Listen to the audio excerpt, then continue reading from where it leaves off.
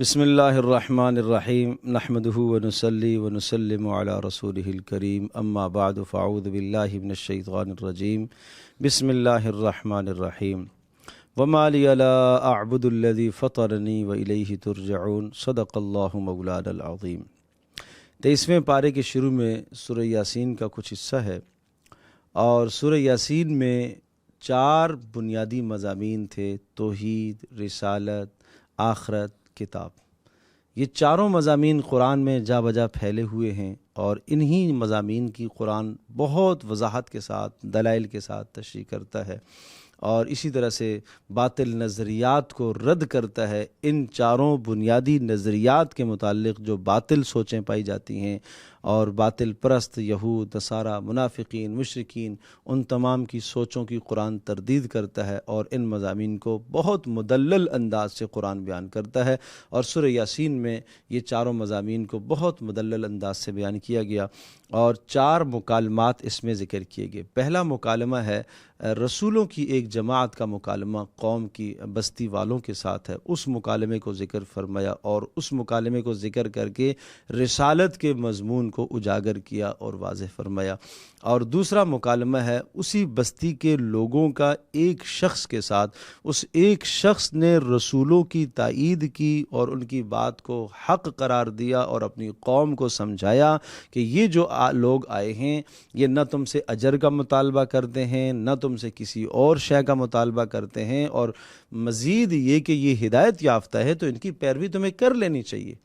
تو جب اس نے یہ بات کی تو قوم اس کی مخالف ہو گئی۔ بہرحال وہ ڈٹ گئے اس توحید پر اور اللہ کے احکام پر، ایمان پر، تو قوم نے انہیں قتل کر دیا۔ تو وہ مکالمہ یہاں دوسرا ذکر ہے کہ ایک حق کی تائید کرنے والے کی بات اللہ کو اتنی اچھی لگی کہ اللہ پاک نے اس کی تقریر کو قرآن مجید میں جگہ عطا فرمائی، اور جب اس کی شہادت ہو گئی تو اس نے یہ تمنا کی کہ ہائے کاش اللہ نے مجھے کتنی عزتوں سے نوازا ہے، آخرت میں اللہ نے مجھے کتنی عزتیں دی ہیں، کاش میری قوم کو یہ بات پتہ چل جائے کہ اللہ نے مجھے کتنی عزت عطا فرمائی ہے۔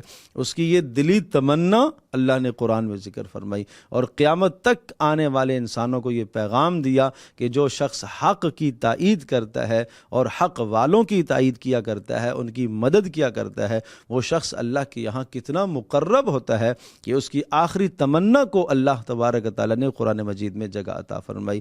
اور پھر اسی طرح سے آخرت پر کچھ دلائل ذکر فرمائے، یعنی بعث بعد الموت پر دلائل ذکر کرتے ہوئے، اور پھر سور کا پھونکے جانے کا تذکرہ کہ جب سور پھونکا جائے گا فَإِذَا هُم مِّنَ الْأَجْدَاثِ إِلَىٰ رَبِّهِمْ يَنْسِلُونَ، یہ سب کے سب اپنے پروردگار کے پاس جمع ہو جائیں گے۔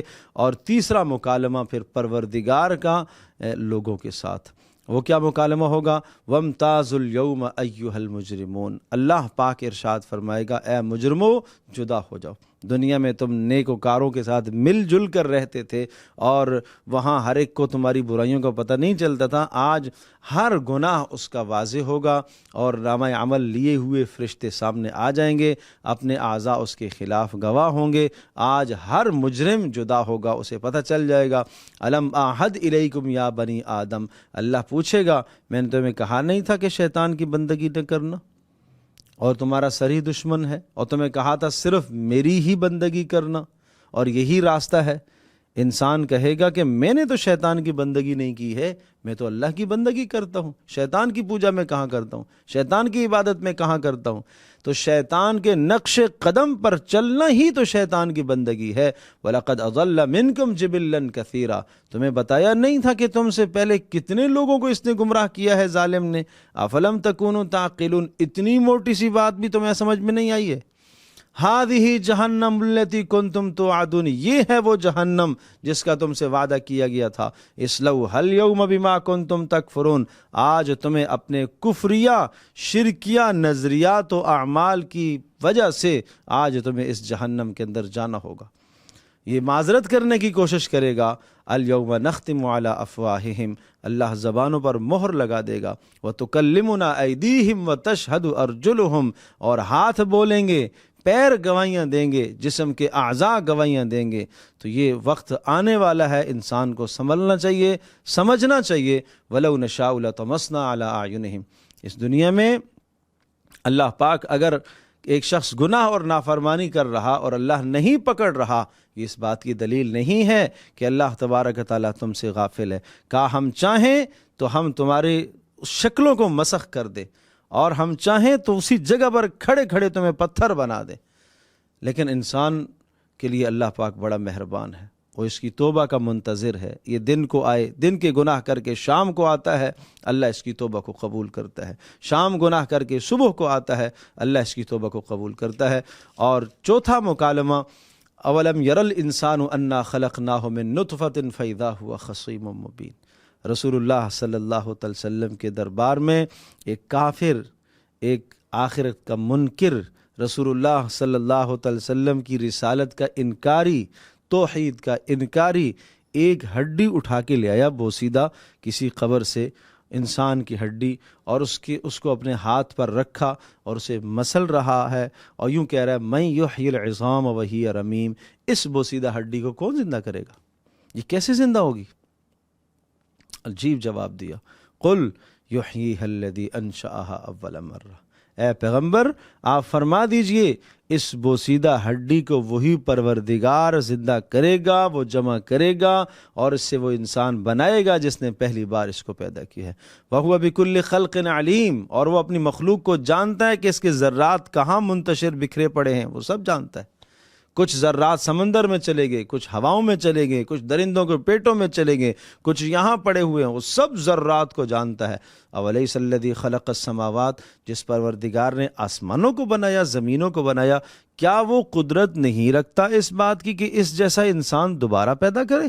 بلا، کیوں نہیں، وَهُوَ الْخَلَّاقُ الْعَلِيمُ، اور وہ خوب جاننے والا ہے اور وہ خوب پیدا کرنے والا ہے۔ اچھا پیدا کرنا پتہ نہیں کتنا طویل وقت لگے گا، کہا نہیں، انما امرہ اذا اراد شیئا ان یقول لہ کن فیکون، بس وہ یوں کہے گا پیدا ہو جا، اس کا امر آئے گا، سب کے سب وجود میں آ جائیں گے۔ اس طرح سے زمین سے اگیں گے، اس طرح سے نکلیں گے جیسے بارش کے بعد سبزہ نکلتا ہے، اس طرح سے سب کے سب اللہ کے حضور پیش ہوں گے۔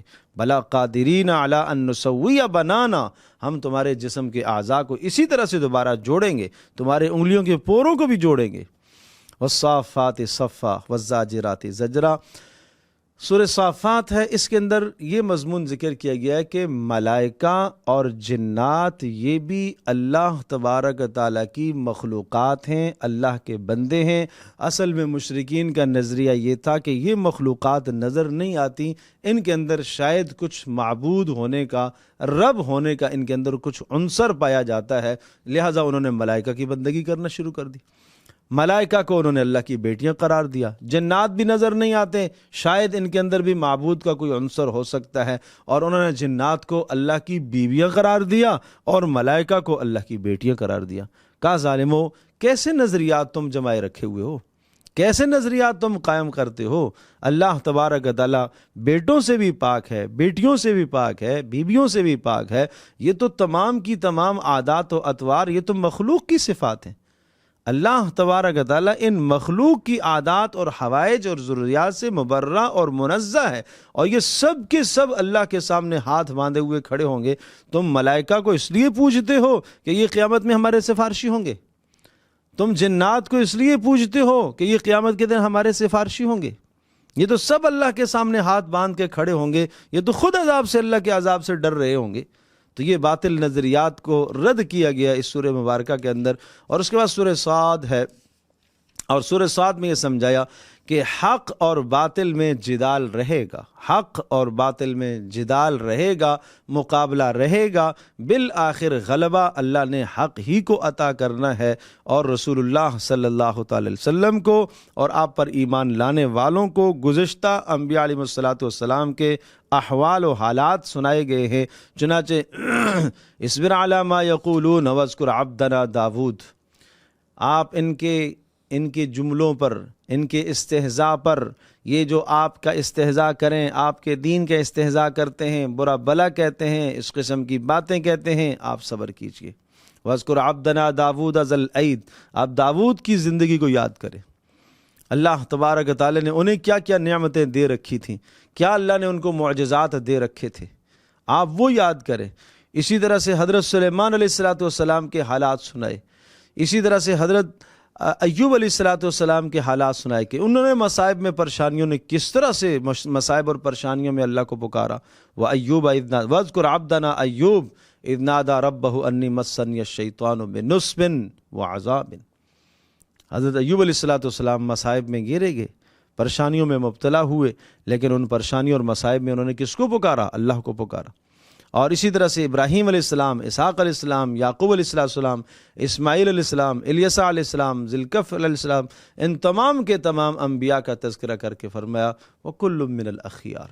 یہ سب اللہ کے برگزیدہ بندے تھے، لیکن دنیا میں مصائب سے ان کو گزارا گیا، آلام اور پریشانیوں سے ان کو گزارا گیا، اور حق کی خاطر انہوں نے بھی تکالیف اٹھائی ہیں. لہٰذا آپ پر بھی یہ حق کی خاطر یہ تکالیف آئیں گی، یہ مصائب اور پریشانیاں آئیں گی.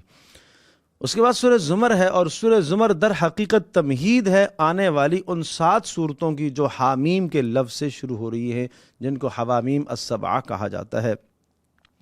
اور اس میں یہ سمجھایا کہ دین صرف اللہ کے لیے، عبادت صرف اللہ کے لیے، پکار صرف اللہ کے لیے، مشکل میں صرف اللہ کو پکارنا، ہر آن ہر گھڑی ہر حال میں اللہ ہی کو پکارنا، اور اپنے اعمال میں اخلاص پیدا کرو.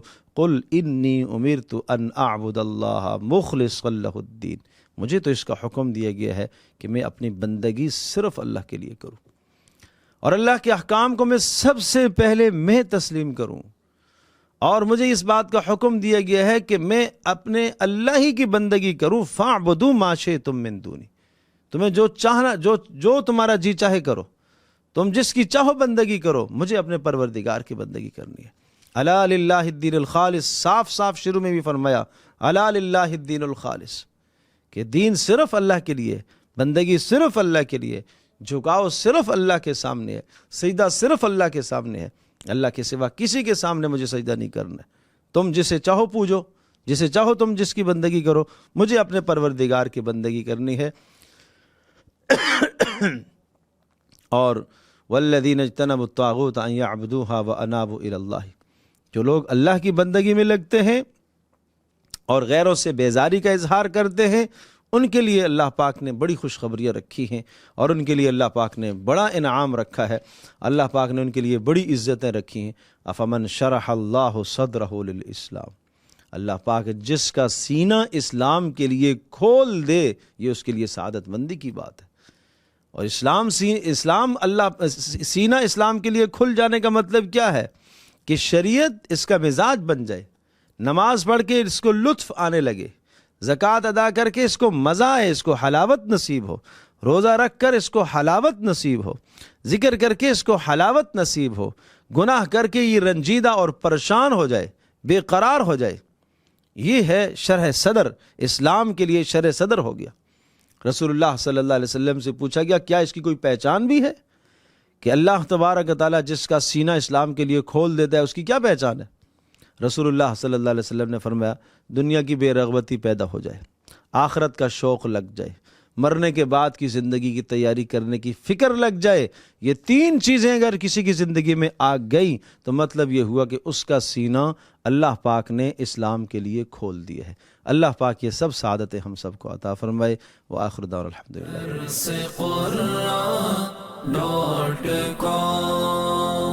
www.darsequran.com